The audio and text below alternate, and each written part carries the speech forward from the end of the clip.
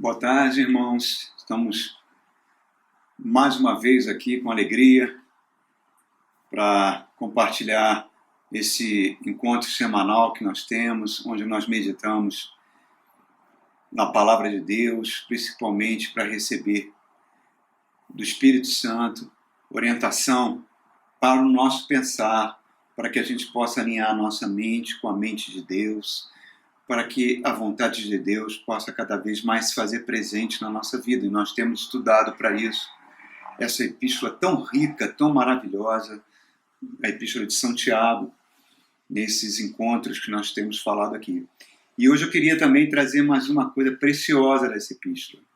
O título desse encontro eu vou chamar do mesmo título que Tiago deu, o Pai das Luzes.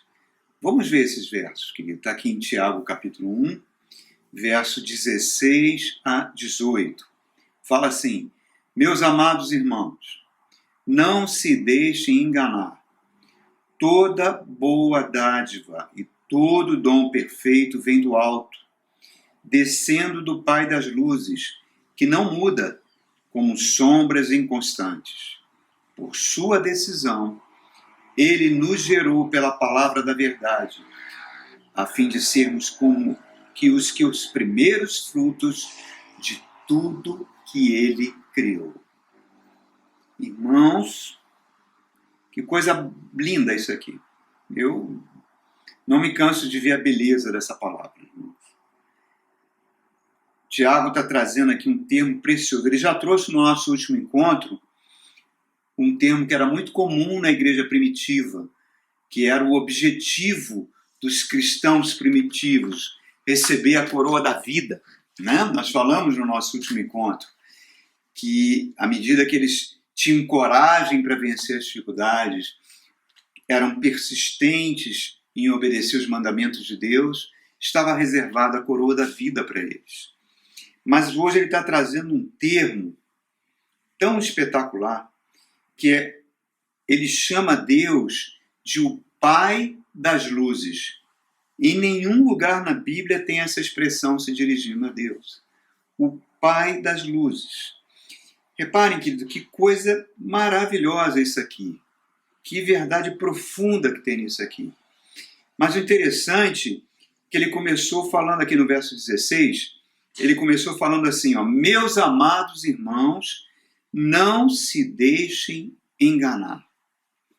Por que ele falou isso? Não se deixem enganar. Por que ele começa com isso? Porque aqui, irmãos, nessa afirmativa dele, não se deixem enganar, ele está apresentando para todos nós toda a obra que o diabo fez na humanidade.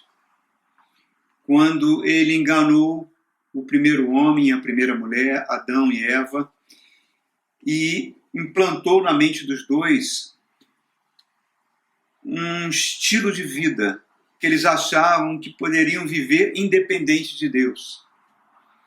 Que tudo que eles tinham de precioso, de dons, de talentos, de capacidades, tudo isso nasceu com eles. Tudo isso pertencia a eles. Todos os dons, todos os talentos, inteligência, é como se eles tivessem adquirido isso por esforço próprio ou por inteligência, enfim, por qualquer maneira.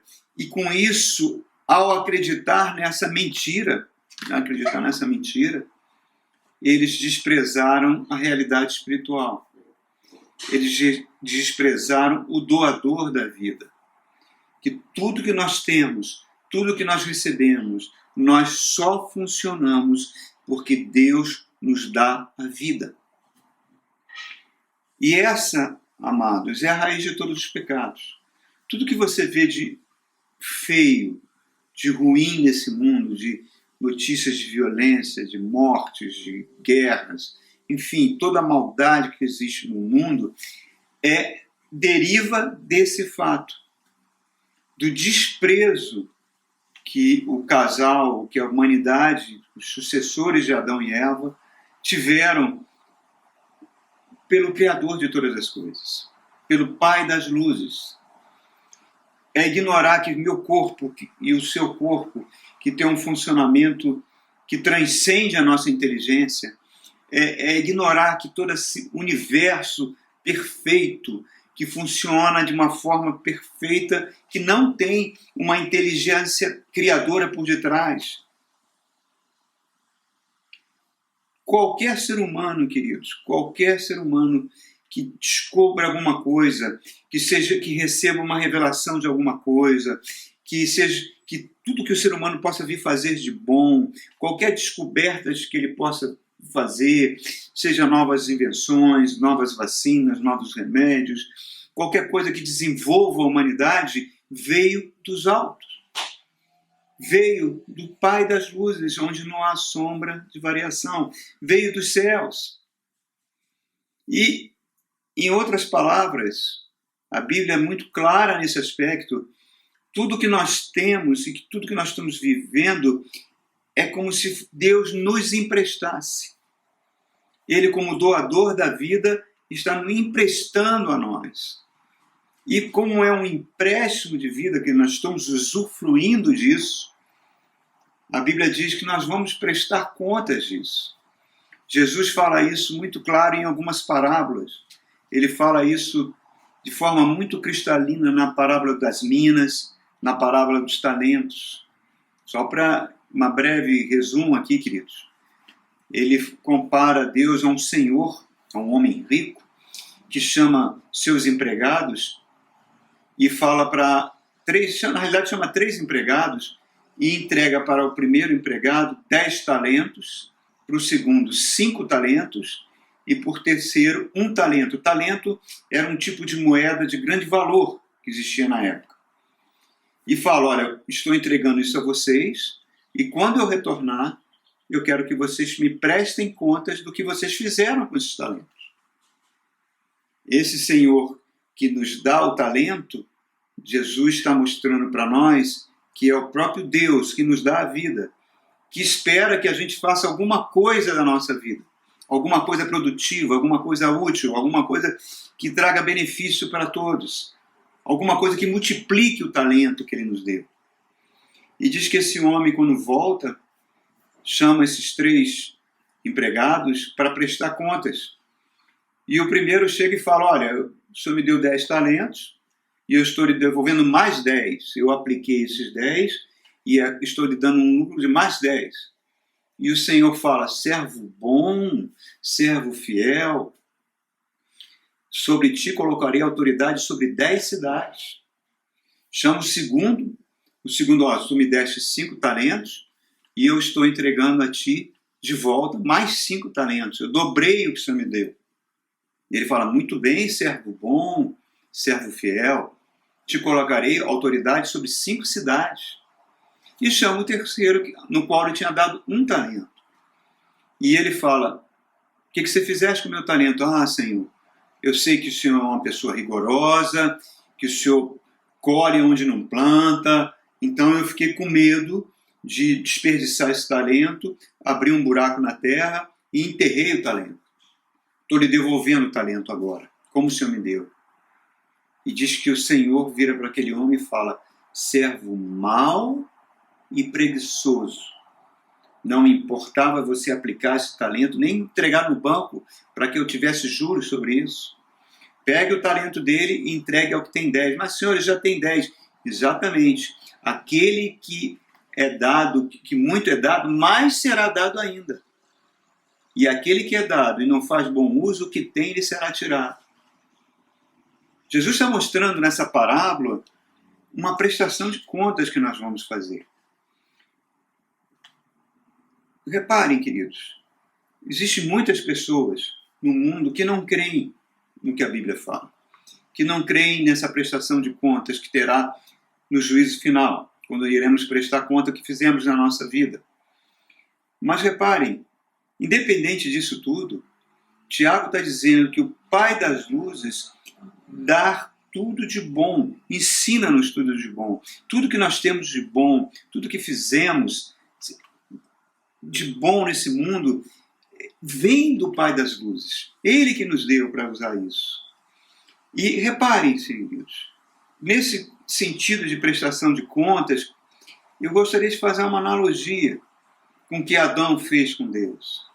Tenta imaginar o seguinte: imagina que você tem uma propriedade, uma fazenda com uma casa linda, uma propriedade muito rica, com, digamos assim, dentro dessa propriedade tem um rio de águas cristalinas, tem cachoeira, tem árvores frutíferas, tem construções de primeira qualidade. Você gastou muito dinheiro naquilo, você preparou essa fazenda, a fazenda é belíssima, e aí você tem um caseiro, e você chama esse caseiro e fala para ele: olha, eu vou viajar, vou passar um tempo fora, eu quero que você cuide da minha propriedade. Tem muitos empregados, você será o chefe desses empregados, que você os trate com justiça, que tudo esteja na perfeita ordem. Quando eu voltar depois, você me mostra o que você fez na sua propriedade, que eu espero que esteja como eu estou te entregando. E nessa situação, queridos, imagina você voltando um ano depois e, primeiro, ele destruiu a sua propriedade, ele maltratou os empregados, ele não cuidou da sua propriedade, e o pior, ele barrou a sua entrada na propriedade, ele tomou uma posse de forma ilícita da propriedade, e não só isso, ele entregou a sua propriedade para o pior bandido que existe na área, o pior inimigo, para que ele tomasse conta da sua propriedade. O que você pensaria desse empregado seu? Ele traiu a sua confiança. Ele traiu você. Multiplique isso por infinito, irmãos. Foi o que Deus sentiu quando Adão e Eva entregaram o planeta que Deus entregou na mão dele, perfeito, maravilhoso, um jardim do Éden maravilhoso, e o casal simplesmente negou isso, negou o relacionamento com Deus e entregou isso na mão do diabo, para ser o príncipe desse mundo. Multiplica isso para o infinito. O nosso Deus, que é um Deus santo, nós temos falado isso no passado, ele teria toda a razão para destruir tudo, para acabar com tudo, para poder a justiça dele ser satisfeita. Mas nós vimos que isso não aconteceu porque Jesus Cristo, o Filho de Deus, derramou o seu sangue antes da fundação do mundo para garantir a vida. E depois, no Calvário, ele derramou o seu sangue para que nós fôssemos reconciliados com Deus, para que a justiça de Deus fosse satisfeita sobre ele. Aquilo que a Bíblia fala, que Deus estava em Cristo reconciliando consigo o mundo. Então, queridos, quando Jesus vem na forma de homem, primeiro, por que ele veio na forma de homem? Porque foi ao homem que foi entregue esse planeta. E o homem perdeu o domínio desse planeta e entregou na mão do diabo. Então Jesus vem como homem, primeiro para receber sobre si toda a punição pelo pecado da humanidade e satisfazer a justiça de Deus. E segundo, para tomar posse de volta para Deus desse planeta. Por isso que ele falava: eu vim para destruir as obras do diabo. E foi isso que ele fez. E hoje a salvação está aí para aquele que quiser, para aquele que aceitar Jesus como Senhor e Salvador, que vai sair das garras de Satanás e vai estar agora vivendo em novidade de vida, voltando a se conectar com Deus. Mas voltando ao termo Pai das Luzes, de onde vêm todos os dons perfeitos. Eu queria ilustrar isso com uma história que está na Bíblia, lá no livro de Daniel. Daniel, ele foi levado cativo, ainda jovem, para a Babilônia, e a Babilônia foi, naquela época de Daniel, o primeiro grande império da humanidade. O Egito, que veio antes, não foi um império conquistador de muitos países, mas a Babilônia foi o primeiro a conquistar várias nações. E o seu imperador era Nabucodonosor. E um dia esse homem, que tinha um poder ilimitado, tem um sonho. Ele sonhou com uma árvore gigantesca, onde todas as aves do céu se abrigavam debaixo dessa árvore, e houve uma voz vinda do céu, dizendo: cortem aquela árvore, porque ela não reconheceu que o que ela tem veio dos céus. Aí um mensageiro vem do céu, corta aquela árvore, deixa apenas um pequeno tronco, amarra com corrente, e aquele tronco ficou recebendo a chuva, o sereno, durante algum tempo, durante alguns anos. E Nabucodonosor tem esse sonho, acorda sobressaltado, chama Daniel, e Daniel recebe a interpretação que Deus dá para ele desse sonho. E fala: olha, rei, esse sonho, essa árvore é o Senhor. É o Senhor, imperador Nabucodonosor.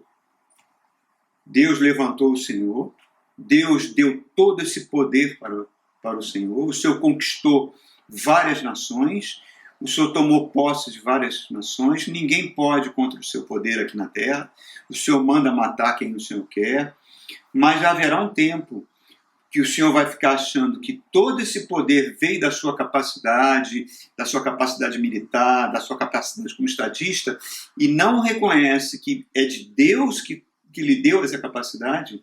Então virá um mensageiro do céu, e o Senhor ficará louco, perderá a sua sanidade, irá morar nas selvas, junto com as feras do campo, até reconhecer, seu reino será tirado, até o Senhor reconhecer que é o céu que comanda tudo.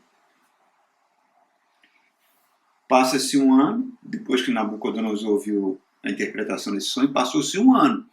E ele está um dia lá no terraço, no jardim suspenso da Babilônia, olhando aquilo tudo que ele conquistou, e falou: como eu fui um homem poderoso, como eu sou um grande conquistador. Quando ele fala isso, exatamente nisso, quando ele acha na sua soberba que ele tinha conquistado aquilo tudo, ele perde a sua sanidade, ele fica maluco, dizendo assim, ele perde o seu reino e vai morar na selva, e vai morar lá junto com as feras do campo, ao relento, sendo banhado pelo orvalho e dormindo ao relento. Durante um ano ele perde tudo, até que ele reconhece que o céu comanda tudo.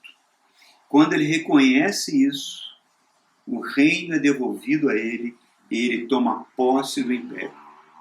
Esse ensino é tão lindo, queridos, que tem tudo a ver com o que Tiago está dizendo aqui, que o nosso Deus é o Pai das luzes. Todos os dons, todos os talentos vêm dele. Por que o Pelé jogou bola da forma que jogou? Porque ele recebeu de Deus o talento para jogar bola. Por que Beethoven compôs tão belas sinfonias? Porque ele recebeu o talento do Pai das luzes para compor aquilo. Por que aquele grande saxofonista de jazz, John Coltrane, tocou de forma tão assombrosa? Porque ele recebeu o talento de Deus para tocar o saxofone. E tanto é que no final da sua vida ele até reconhece e faz um disco em homenagem ao Espírito Santo chamado Love Supremo, Amor Supremo, que foi considerado há 2 anos atrás, como o disco mais importante do século XX.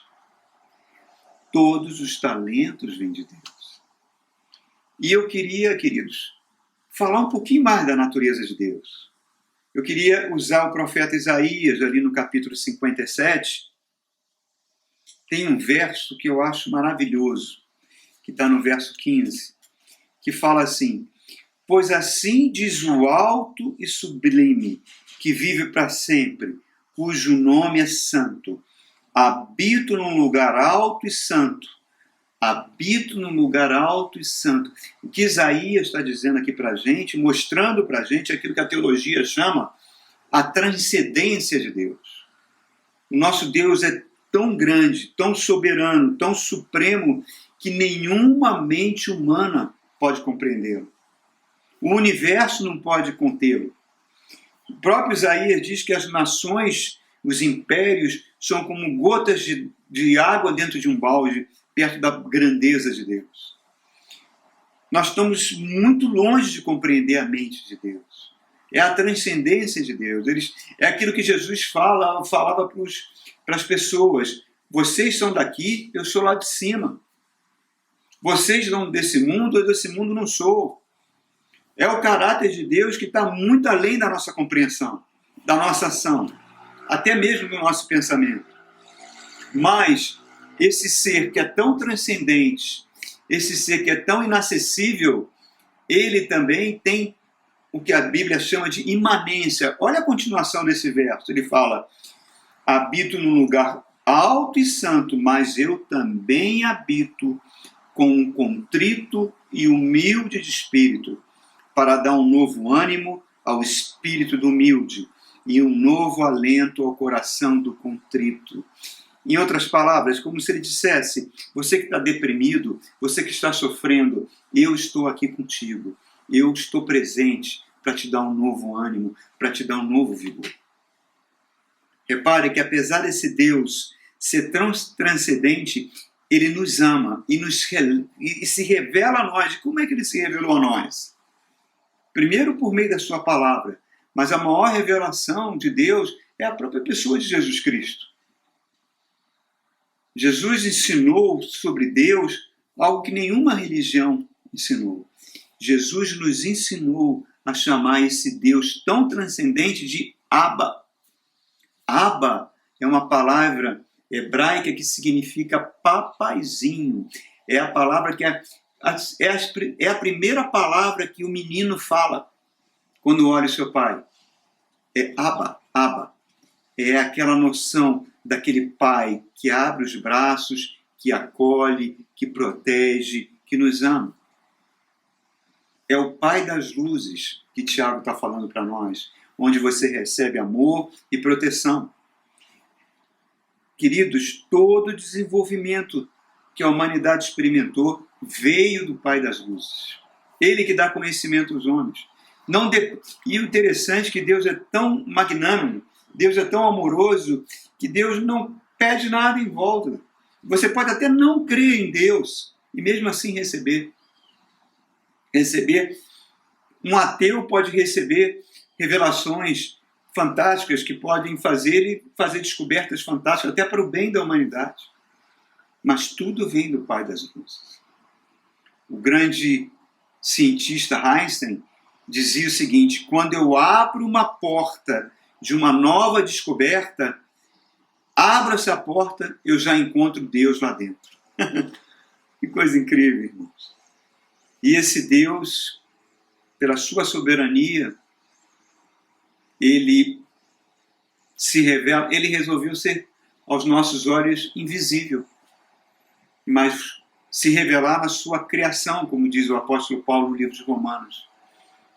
E você só pode acessá-lo por meio da fé, que é a certeza das coisas que não se veem. Essa semana, irmãos, eu estava vendo na página do Jornal do Brasil uma série de vídeos que eles estão falando sobre o mal da depressão, desse período de quarentena que a humanidade está experimentando. Aumentaram muitos casos de suicídio, de depressão. E Tiago fala que esse sentimento de desconexão que o ser humano experimenta, esse mal terrível, Tiago afirma, foi porque nós nos desconectamos do Pai das luzes. Nós nos desconectamos de Deus. E que nós precisamos de Jesus Cristo, irmãos, para que essa ligação volte a acontecer. A grande totalidade dos psiquiátricos, eles tratam os casos de depressão, de síndromes, com ansiolíticos, com antidepressivos, para que de alguma forma altere a química do corpo humano, que altere a gênese dos pensamentos do corpo humano. Sim, pode trazer algum tipo de alívio, mas é incapaz de fazer uma pessoa feliz, irmãos. Pelo contrário, torna a pessoa dependente desses remédios. Muitas vezes a pessoa fica completamente anestesiada. Ela não vê mais preto nem branco, tudo para ela é cinza. Reparem, queridos, os próprios psiquiatras, foi dito pela Sociedade de Psiquiatria Mundial, diz que a grande maioria dos psiquiatras sofrem de ansiedade, porque lidar com problemas humanos, tentar resolver os problemas humanos, acaba afetando o equilíbrio emocional dele. Por quê? Porque eles são humanos, irmãos. São seres humanos como nós, frágeis, fracos. E Tiago está falando, nós precisamos nos conectar de volta a Deus. Ele é o Pai das luzes. Reparem, eu vou ler de novo esse verso, que ele fala algo tão lindo sobre Deus aqui em Tiago. Ele fala, olha só, toda boa dádiva e todo bom perfeito vem do alto, descendo do Pai das luzes. Repare, ele fala que Deus primeiro só dá coisas boas para nós. Todos os dons, tudo que Deus nos dá é bom. Até as provas que nós passamos. O apóstolo Paulo passou uma grande prova, que ele falava que era um espinho na carne, que era um mensageiro de Satanás que os esbofeteava todos os dias. Nós não sabemos o que foi essa prova. Mas ele diz que pediu 3 vezes ao Senhor Jesus que tirasse isso dele. E Jesus falou para ele, não vou tirar, Paulo. Porque quanto mais fraco você se sentir, mais o meu poder vai se manifestar na sua vida. Então, mesmo os momentos de dificuldade que nós passamos, é uma boa dádiva que Deus nos dá. Segunda coisa, ele diz que desce do Pai das luzes. Então, Deus está dando constantemente, ele usa o verbo descendo no presente do particípio, que é uma ação contínua. Deus não só nos dá os seus dons de forma ocasional, mas nos dá de forma constante. Terceiro, ele fala que não há sombra de variação. Quer dizer, Deus não muda, o caráter de Deus não muda. E exatamente pelo caráter de Deus não mudar, que o universo é sustentado. Já pensou se Deus tivesse problemas de caráter? Se fosse uma pessoa inconstante, o universo já teria desaparecido, irmãos. Ele é a garantia de sobrevivência do universo. E ele termina, termina esse verso 18, aqui no verso 18, eu queria ler de novo esse verso. Por sua decisão, ele nos gerou pela palavra da verdade, a fim de sermos como que os primeiros frutos de tudo que ele criou. Irmãos, isso aqui é uma verdade poderosa. Quando você entregou a sua vida a Jesus Cristo, o Espírito Santo veio fazer morada em você. Você ouviu a palavra do Evangelho, e a palavra foi, posso assim dizer, um sêmen que produzia um novo ser em você. Mesmo que a Bíblia fala que o homem natural está desaparecendo, mas o homem interior, o verdadeiro Wagner, o verdadeiro eu que está aqui dentro de mim, o meu espírito foi recriado, está conectado ao Espírito de Deus. E ele diz que é uma primícia, um novo fruto. O que significa isso? Significa, a Bíblia fala em vários outros lugares, que uma nova raça está sendo gerada. Adão foi a origem, pai da raça humana. E o Cristo é chamado segundo Adão, que está trazendo uma nova humanidade, aqueles que têm Jesus no coração, que vão reinar para sempre com Cristo. Olha que coisa linda. Ele está dizendo que nós somos um novo ser.